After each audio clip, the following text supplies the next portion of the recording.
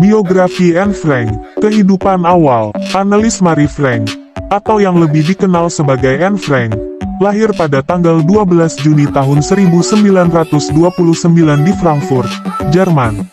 Ia adalah anak dari pasangan Otto Frank dan Edith Hollander Frank, dan memiliki seorang kakak perempuan bernama Margot Frank. Keluarga Frank beragama Yahudi. Ketika Adolf Hitler dan Partai Nazi berkuasa pada tahun 1933, gelombang antisemitisme meningkat drastis di Jerman. Karena situasi ini, keluarga Frank memutuskan pindah ke Belanda, berharap menemukan perlindungan dari penganiayaan. Kehidupan di Belanda. Setibanya di Amsterdam, ayah Anne, Otto Frank, mendirikan sebuah bisnis dan keluarga ini mulai menyesuaikan diri dengan kehidupan baru mereka. Namun, pada Mei tahun 1940, Jerman menginvasi Belanda dan menerapkan aturan-aturan anti-Yahudi. Orang Yahudi dilarang melakukan berbagai aktivitas dan dipaksa memakai bintang kuning sebagai tanda identitas. Situasi semakin memburuk, dan ribuan orang Yahudi, termasuk keluarga Frank, mulai hidup dalam ketakutan akan dideportasi ke kamp kerja paksa. Persembunyian dari Nazi. Pada Juli tahun 1942, setelah Margot menerima panggilan untuk dikirim ke kamp kerja paksa, keluarga Frank memutuskan bersembunyi di sebuah ruang rahasia yang disebut Achterhuis, atau Secret Annex, yang terletak di belakang kantor Otto Frank di 263 Prinsengracht, Amsterdam. Mereka bergabung dengan keluarga Van Pels yang disebut keluarga Van Daan dalam buku harian Anne, dan kemudian seorang dokter gigi bernama Fritz Pfeffer, yang dikenal sebagai Albert Dussel dalam buku Anne.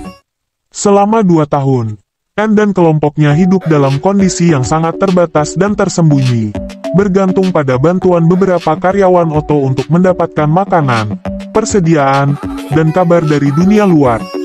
Pada masa inilah, Anne mulai menulis buku hariannya secara intens.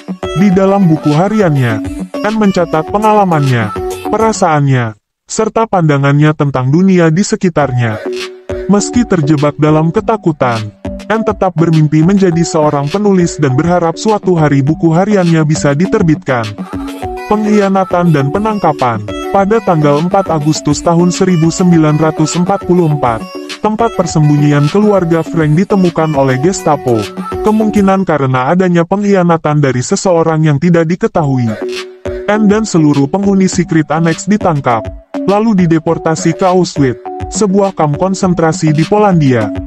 Pada Oktober tahun 1944, Anne dan Margot dipindahkan ke kamp konsentrasi Bergen-Belsen di Jerman.